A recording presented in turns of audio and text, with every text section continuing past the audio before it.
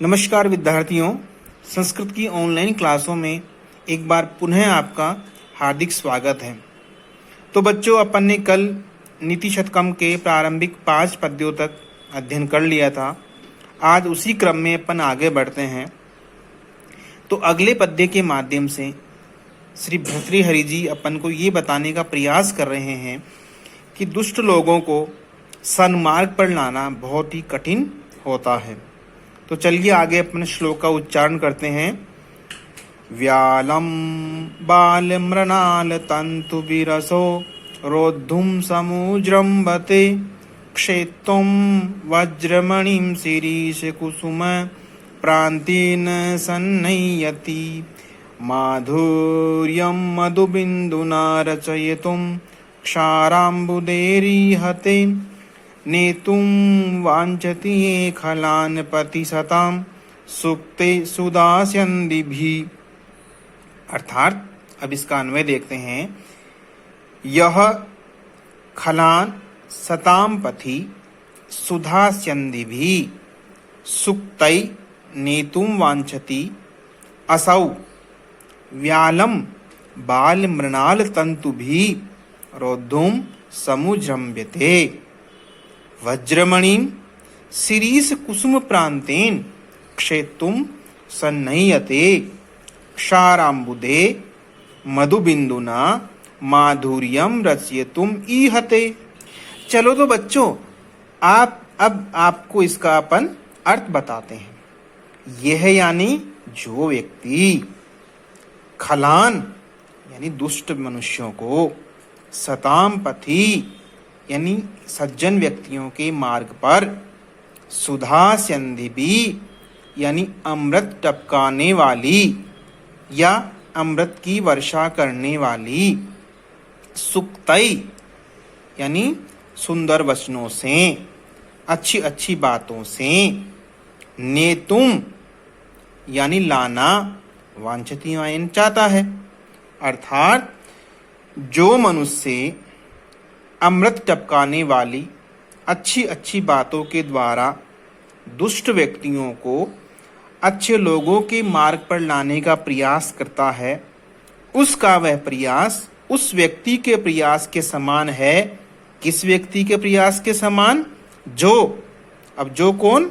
असौ मानी ऐसा पुरुष, बाल मृणाल तंतु भी, अर्थात बाल मृणाल यानी सुकुमार, तंतु भी कमल नाल के सूत्रों से, व्यालम यानी मदमस्त हाथी को, रोद्धुम यानी बांधने का, समुज्रम्भते यानी साहस करता है, या शिरीष कुसुम प्रांतेन मौल श्री के पुष्प के अग्रभाग से, वज्रमणिम हीरे को।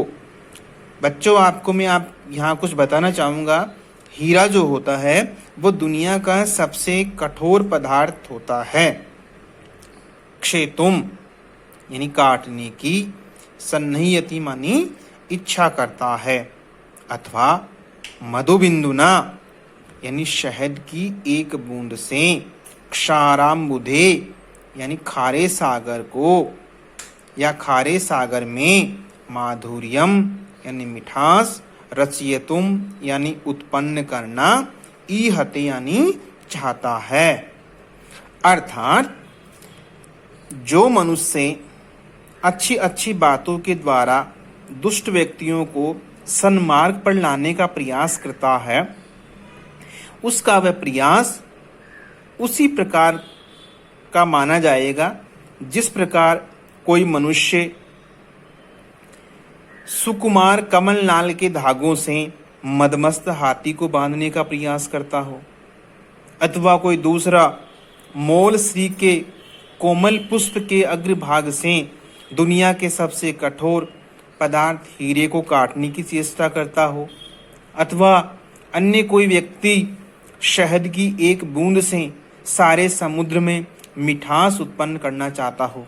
जैसा कि अपन जानते हैं कि सुकुमार कमलनाल के धागों से मदमस्त हाथी को बांधना असंभव होता है, पुष्प के किनारे के अग्रभाग से हीरे को काटना भी असंभव सा होता है। और शहद की एक बूंद से अपन समुद्र में मिठास उत्पन्न नहीं कर सकते, ठीक उसी प्रकार अच्छी अच्छी बातों से दुष्ट व्यक्तियों को सन्मार्ग पर लाना भी बड़ा ही दुष्कर कार्य होता है। तो बच्चों, इस पद्य में अपन ने जब इसका उच्चारण किया, इसमें शार्दूल विकृतम छंद है, निदर्शना इसमें अलंकार है और वैदर्भी रीति और प्रसाद गुण का समावेश इस पद्य में है। इसी क्रम में अपन आगे बढ़ते हैं तो अगले श्लोक में भर्तृहरि जी ने ये बताने का प्रयास किया है कि एक चुप हजार सुख, अर्थात मौन को या चुप रहने को मूर्खों का सबसे बड़ा आभूषण इसमें बताने की चेष्टा भर्तृहरि जी ने की है।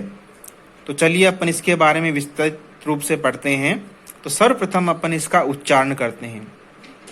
मैं इसमें आपको बताना चाहूंगा कि इसमें उपजाति छंद है। तो चलिए इसका उच्चारण करते हैं। स्वायत्तमेकान्तहितं विधात्रा विनिर्मितं साधनमज्ञतायाः विशेषतः सर्वविदां समाजे विभूषणं मौनम पंडितानाम। अर्थात इसका अन्वय देखिए, अर्थात विधात्रा मौनम अज्ञताया छादनम विनिर्मितम इदम मौनम एकांतहितम स्वायतम विशेषतः सर्वविदाम समाजे अपंडितानाम विभूषणम भवति। चलिए इसका अपन अर्थ करते हैं शब्दशः। विधात्रा अर्थात ब्रह्मा के द्वारा, विधाता के द्वारा, मौनम यानी चुप रहने को, मौन रहने को, अज्ञतायाः यानी अपनी अज्ञान छिपाने के लिए या अपनी मूर्खता छिपाने के लिए, छादनम यानी छिपाने के लिए, विनिर्मितम बनाया है। और इदम मौनम, ये जो मौन है, ये जो चुप रहना है, वो एकांत हितम यानी पूर्ण रूप से कल्याणकारी, स्वायतम पूर्ण रूप से अपने अधीन होता है। इसके लिए अपन को दूसरे के पास जाने की या मांगने की इसको अपन को आवश्यकता नहीं पड़ती है। ये पूर्ण रूप से विद्यार्थियों अपने अधीन होता है। और विशेषतः यानी विशेष रूप से सर्वविदाम यानी पंडित लोगों के, विद्वान लोगों के, समाजे यानी समाज में, अपंडितानाम यानी मूर्खों के लिए, विभूषणम यानी आभूषण, भवति यानी होता है। अर्थात इस पद्य में भर्तृहरि जी ये कहने का प्रयास कर रहे हैं कि ब्रह्मा ने, विधाता ने मूर्खों के लिए अपनी मूर्खता छिपाने का भी सबसे बड़ा कोई आभूषण बनाया है तो वो होता है उनका मौन रहना। क्योंकि एक प्रचलित कहावत भी है कि एक चुप हजार सुख। तो ब्रह्मा ने मूर्खों के लिए सबसे बड़ा आभूषण उनकी मूर्खता को छिपाने का बनाया है, तो वो है उनका चुप रहना। उक्त पद्य में, जैसा कि मैंने पूर्व में भी बताया है, उपजाति छंद है, इसमें वैदर्भी रीति और प्रसाद गुण है।